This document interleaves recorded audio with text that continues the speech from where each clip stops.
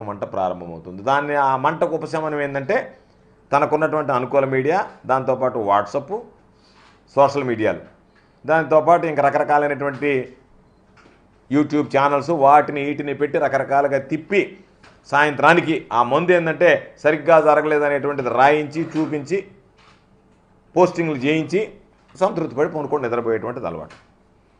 ఈరోజు నేను అడుగుతున్నా చంద్రబాబు నాయుడిని కానీ, రాతలు రాసినటువంటి వాళ్ళు కానీ, కూతలు కూసినటువంటి వాళ్ళని కానీ 2,70,000 కోట్ల రూపాయలు ప్రజలకు అందించినటువంటిది గ్రాఫిక్సా? అంటే అమ్మఒడి పథకం ఇంటికి చేర్పించింది గ్రాఫిక్సా? రైతు భరోసా ప్రతి రైతుకు అందించింది గ్రాఫిక్సా?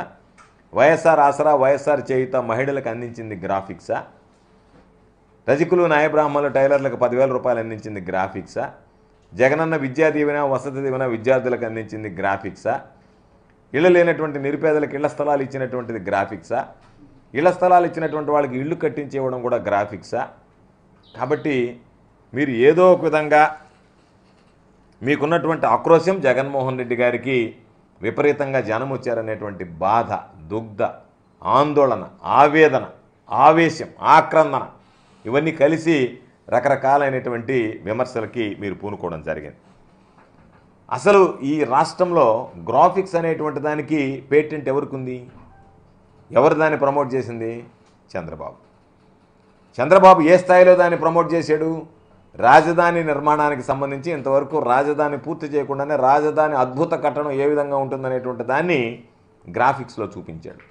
ఆ గ్రాఫిక్స్లో అద్భుతంగా రాజధానిని చూపించడానికి ఆ రాజధానికి సంబంధించినటువంటి నిర్మాణ నిపుణుల కమిటీలో ప్రముఖ దర్శకుడు అనేటువంటి రాజమౌళిని చేర్చాడు. రాజమౌళిని ఎందుకు చేర్చాడు?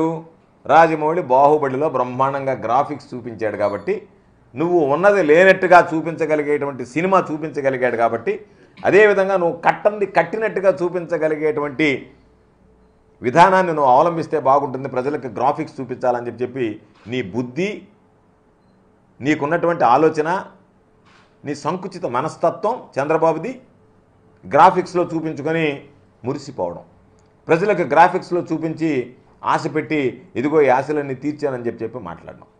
అటువంటి నీచమైనటువంటి మనస్తత్వం కలిగినటువంటి నువ్వు ప్రతి ఒక్కరూ నీలాగా వ్యవహరిస్తారు అనుకుంటే పొరపాటు కదా. దానికి ఏదో కింద గ్రీన్ మ్యాట్ ఉంది కాబట్టి దానికి సంబంధించినటువంటి గ్రాఫిక్స్ అని కళ్ళు పెట్టుకుని చూస్తే, అక్కడ ఉన్నటువంటి వాస్తవాన్ని గ్రహిస్తే ఏ పత్రిక ఎవ్వరు కూడా దీనికి స్పందన లేదని కానీ, జనం రాలేదని కానీ, నోటి వెంట మాట రాలేనటువంటి పరిస్థితి.